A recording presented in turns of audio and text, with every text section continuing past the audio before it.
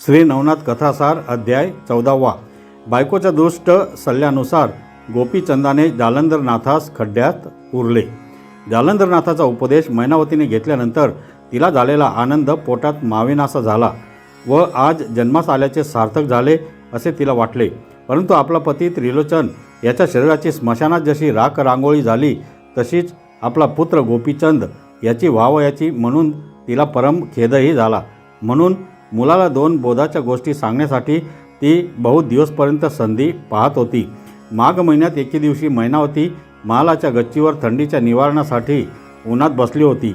त्याच संधीस गोपीचंद राजा खालच्या बाजूस रत्नखचित चंदनाच्या चौरंगावर बसून अंगास स्त्रियांकडून सुवासिक तेले अर्गजे लावून घेत होता। सभोवती दुसऱ्या सुंदर स्त्रियाही होत्या। अशा मोठ्या चैनीमध्ये राजा स्नान करण्याच्या बेतात आहे तो वरती मैनावतीला हे गोपीचंदाचे सुंदर शरीर नाश पावणार म्हणून वाईट वाटले। तिला त्या वेळेस दुःखाचा उमाळा येऊन रडे लोटले।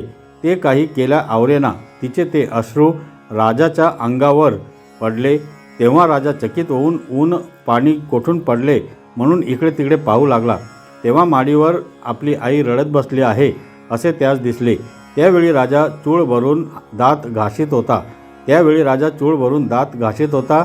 तो तसाच उठला व मातोश्रीपाशी गेला आणि तिच्या पाया पडून हात जोडून उभा राहिला। नंतर तिला म्हणाला, मातोश्री, रडण्याचे कारण काय ते मला कृपा करून लवकर सांगावे। तुला कोणी गांजिले ते सांग, या वेळेस त्याचे डोळे फोडून टाकतो। जर मी तुझे दुःख निवारण न केले तर तुझ्या पोटी मी व्यर्थ जन्म घेतला। तुझ्या मनाला संतोष होण्यासाठी मी कोणतीही गोष्ट करीन। ती करताना प्रत्यक्ष प्राणावरही बेतले तरी तुझे दुःख निवारण केल्या वाचून राहणार नाही। गोपीचंद राजाचे हे भाषण ऐकून मैनावती म्हणाली की महान प्रतापी अशा गोपीचंद राजाची मी माता असता मला गांजेल असा कोण आहे। परंतु मला दुःख होण्याचे कारण इतकेच की तुझा बाप तुझ्यासारखाच स्वरूपवान होता, परंतु काळाने ग्रासल्यानंतर त्याच्या देहाची क्षणात राख रांगोळी होऊन गेली। तुझ्या या स्वरूपाची तरी तीच गत व्हावयाची म्हणून मला मोठे वाईट वाटते। शरीराची व्यर्थ माती न होऊ देता कृतांत काळापासून सोडविण्याची युक्ती योजावी हा मार्ग मला उत्तम दिसतो। आपले हित होईल तितके करून घ्यावे। गोपीचंदा, क्षणभंगूर ऐश्वर्यास न बोलता देहाचे सार्थक करून घे। पण सध्याच्या तुझ्या वृत्तीकडे पाहून मला तुझी काकुळता येते व याकरिताच रडे आले। एरवी माझा कोणाकडून उपमर्द झाला नाही। मग राजाने सांगितले की मातोश्री, तुझे म्हणणे खरे आहे, पण सांप्रत असा गुरु मला कोठे मिळतो आहे। प्रथमतः तो अमर असला तर तो मला अमर करील, तर असा आजकाल आहे तरी कोण। तेव्हा मैनावती म्हणाली, बाळा, जालंधरनाथ त्याच प्रतीचा असून तो सांप्रत आपल्या नगरात आला आहे, तरी तू त्यास कायेने वाचेने व मनाने शरण जा आणि ह्या नाशिवंत ऐश्वर्याचा लोभ न धरिता त्याच्यापासून आपली काया अमर करून घे। हे ऐकून गोपीचंदाने सांगितले की त्याच्या उपदेशाने मी माझी बायका मुले सुख संपत्ती राज्य वैभव आदी करून सर्वांस अंतरेन। याकरिता आज एकाएकी माझ्याने योग घेवणार नाही, तर मला आणखी 12 वर्ष सर्व तऱ्हेचे विलास भोगू दे। मग मी गुरुस शरण जाऊन योग मार्गाचा स्वीकार करीन व उत्तानपाद राजाच्या पुत्राप्रमाणे ब्रह्मांडात कीर्ती करून घेईन। तेव्हा आई म्हणाली, मुला, या देहाच्या एका पळाचा सुद्धा खात्रीने भरोसा देता येत नाही। असे असता तू एकदम 12 वर्षाची जोखीमदारी शिरावर घेतोस। पण बाळा, 12 वर्ष कुणी पाहिली आहेत? कोणत्या वेळेस कसा प्रसंग गुदरून येईल याचा नेम नाही। मैनावती गोपीचंद राजास करीत असलेला हा बोध त्याची पट्टराणी लुमावती दडून ऐकत होती। तो ऐकून तिला त्यावेळेस परम दुःख झाले। ती मनात म्हणू लागली की ही आई नव्हे, वैरीण होय। हे राजाचे ऐश्वर भोगावयाचे सोडून त्याचा त्याग करावया सांगणारी ही आपली सासू नसून एक विवशीच उत्पन्न झाली असे वाटते। आता ह्यास उपाय तरी कोणता करावा अशा अनेक कल्पना तिच्या मनात येऊन ती आपल्या महालात गेली व तळमळत राहिली। गोपीचंदाने मैनावतीचा उपदेश ऐकून उत्तर दिले की मातोश्री, ज्या अर्थी तुझी अशी मर्जी आहे त्या अर्थी मीही तुझ्या इच्छेविरुद्ध वागत नाही। पण त्या जालंधरनाथाचा प्रताप कसा आहे तो पाहून व त्याच्यापासून खचित माझे हित होईल अशी माझी खात्री झाली की मी त्यास शरण जाऊन कार्यभाग साधून घेईन। आता तू हे सर्व मनातले दुःखमय विचार काढून टाकून खुशाल आनंदाने राहा असे तिचे समाधान करून राजा स्नानास गेला. इकडे राजाच्या प्रीतीतली मुख्य राणी लुमावती हिला राजास मैनावतीने केलेला उपदेश न पटल्याने तिने निराळाच प्रयत्न चालविला. तिने आपल्या दुसऱ्या 5-7 सवतींना बोलावून व त्यांचा चांगलाच आदर सत्कार करून त्यांना मैनावतीचा राजास बिघडवून योग देण्याचा घाट कळविला. ती म्हणाली, गोपीचंद राजास जगातून उठवून लावण्याचा मैनावती मनसुबा करीत आहे. जालंधर म्हणून कोणी एक ढोंगी गावात आला आहे व त्याचा अनुग्रह राजास देऊन त्याला जोगी बनविण्याची तिची इच्छा आहे. मैनावतीचे ते बोलणे प्रत्यक्ष मी आपल्या कानांनी ऐकले. तिच्या उपदेशाने राजाचेही मन वळले आहे. त्याचे मन उदास झाल्यावर राजवैभव सर्व संपलेच म्हणावयाचे. मग आपल्यास तरी जगून कोणता उपयोग घडावयाचा आहे? परचक्र येऊन सर्व वैभवाची धूळधाण होऊन जाईल.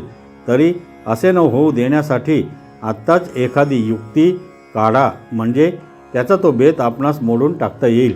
लुमावतीने सवतींच्या मनात अशा तऱ्हेने विकल्प भरवून त्यांची मने दूषित केली, परंतु कोणासही चांगली युक्ती सुचेना.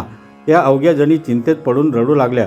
ते पाहून लुमावती हिने असा विचार केला की मैनावतीवर खोटा आळ घेतल्याखेरीज प्रसंगातून सुटका नाही. म्हणून राजास असे सांगावे की जालंधर म्हणून जो वैरागी गावात आला आहे त्याची बायकांवर वाईट नजर असून मैनावतीस कामविकार सहन होत नसल्यामुळे ती त्याच्या नादी लागली आहे.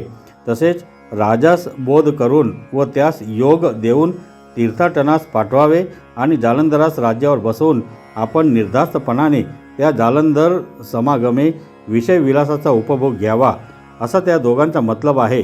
असे आपण राजास सांगून मनात विकल्प येऊ दिला म्हणजे राजास अतिशय क्रोध येईल व तो जालंधराच्या एका क्षणात नाश करीन. तो बेत लुमावतीने इतर स्त्रियास सांगितला व त्यांना तो पसंत पडून त्या सर्व आपापल्या महालात गेल्या.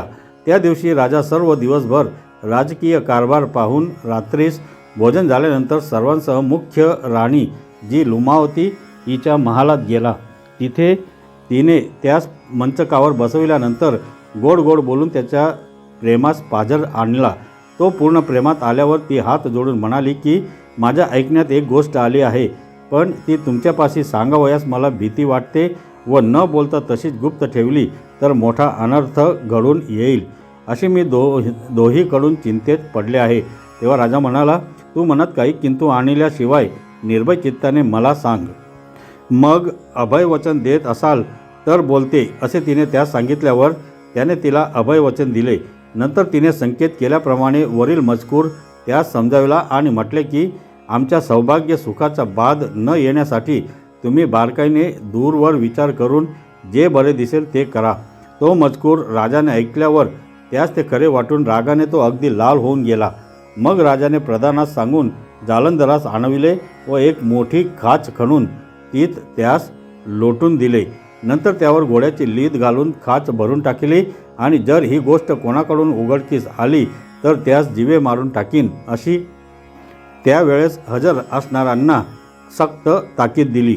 राजा प्राण घेईल त्या भीतीस्तव ही गोष्ट कोणी उघडकीस आणली नाही व मध्यरात्रीच्या सुमारास कार्यभाग करून घेतल्यामुळे ही गोष्ट लोकांनाही समजली नाही. दुसऱ्या दिवशी सकाळी जालंधरनाथ कोठे निघून गेल्याची वार्ता गावभर झाली. तेव्हा तो बैरागी असल्यामुळे लोक त्याच्याविषयी अनेक तर्क योजू लागले. गुरुजी निघून गेल्याची वार्ता दासींनी मैनावती सांगितली तेव्हा तिला फार दुःख झाले. पुत्रास अमर करून घेण्याचा तिने योजलेला बेत जागच्या जागी राहून गेला. हे पाहून मैनावतीस परम दुःख झाले. पण राजांना परमानंद झाला आणि गावकऱ्यास त्या साधूचे दर्शन अंतरले.